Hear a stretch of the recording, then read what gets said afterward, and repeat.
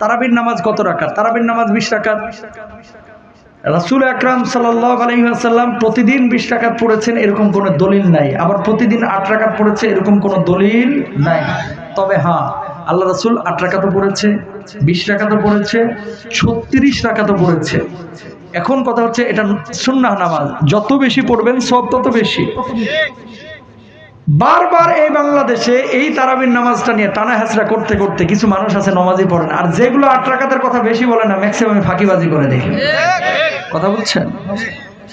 কিয়ামুল লাইল করেন, মান কামা রমাদানা ঈমানান ওয়া ইহতিসাবা গুফিরা লাহু মা তাকাদ্দামা মিন যামবি। যে ব্যক্তি রমজান মাসে দাঁড়ায় দাঁড়ায় রাত্রিকালীন সময় নামাজ আদায় করবে, আল্লাহ তাআলা তার জীবনের পূর্বের পরের সব গুনাহ খাতা মাফ করে দেবে। সুবহানাল্লাহ বলেন। তো যদি 8 রাকাত পড়েন এটা আপনার যে হারাম হয়ে যাবে, গুনাহ হয়ে যাবে, বিষয়টা এরকম না। তবে আমাদের পরামর্শ হচ্ছে 20 রাকাতটা পড়বেন। ওমর রাদিয়াল্লাহু তাআলা আনহু বিশেষভাবে ইশারা করেছে এবং আল্লাহ রাসূল এর চাইতেও বেশি কখনো কখনো পড়েছে। তারপরে কুসংস্কার, কুসংস্কার হচ্ছে লা ইয়াস্তারকুনা ওয়ালা ইয়াতাতাইয়ারুনা ওয়ালা ইয়াতাউযুনা ওয়া আলা রাব্বিহিম ইয়াতাওয়াক্কালুন। কুসংস্কার বিশ্বাস করবেন না, এগুলো খারাপ। কুল্লু বিদআতিন দালালা ওয়া কুল্লু দালালাতিন ফিন্নার। কেমন? পরীক্ষা এসএসসি চলতেছে, আজকে ডিম টিম খাইস না ভাই, ডিম খাইলে গুল্লা পাইবি, এরকম আছে না নাই? রবিবারে ঝাড়ের বাঁশ কাটতে নাই, বিড়াল দৌড় মারছে অমনি ঝাপটা ধরে, খবরদার আজকে বাড়ি থেকে বাইরে বিস না, এরকম বলে না? বিশ্বাস করবেন না। এই জিনিসগুলো কাওয়া ডাকতেছে, কয় বাড়ির মধ্যে না জানি কি খারাপই আছে, বিশ্বাস করা যাবে না। কোকিল ডাকতেছে, কয় বাড়ির মধ্যে মেহমান আসবে, বিশ্বাস করা যাবে না। কিছু আল্লাহর ওলি আছে দেখবেন মসজিদের পাশে দোকান, মসজিদে নামাজে যায় না, আগরবাতি জ্বালায় ঘোরাইতেছে বিস্কুটের উপরে। কথা বলেন ঠিক না? আগে নামাজ পড়েন তাহলে বরকত পাবেন, নামাজ না পড়ে আগরবাতি জাহাজ ডুবাইলেও কোনো কাজ হবে না। বুঝছেন?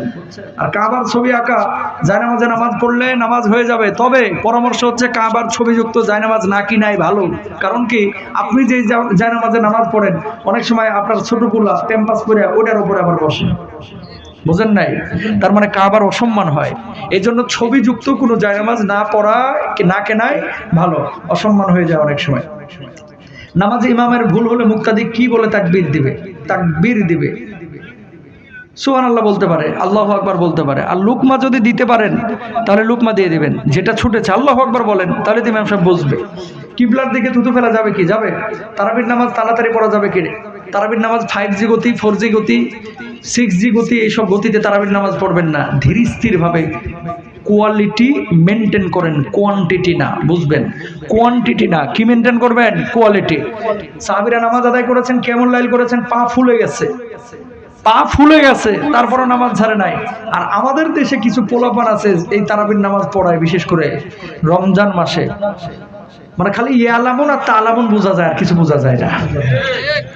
আছে না? না, খতম তারাবি প্রত্যেকটা মসজিদে পড়তে হবে, ফরজ না, কিন্তু হক আদায় করে তেলাওয়াত করতে হবে, না হলে কোরআন অভিশাপ দেবে, আল্লাহ তাআলা গুনাহ দেবে, আপনার নামাজ হবে না। এই জন্য যে ইমামকে রাখবেন তারাবির জন্য, তার পড়া শুদ্ধ কিনা, ধীরস্থির ভাবে পড়ে কিনা, ইয়াদ আছে কিনা, তার তিলের সাথে কোরআন তেলাওয়াত করতে পারে কিনা, এটা খেয়াল করবেন। ইনশাআল্লাহ বলেন ইনশাআল্লাহ।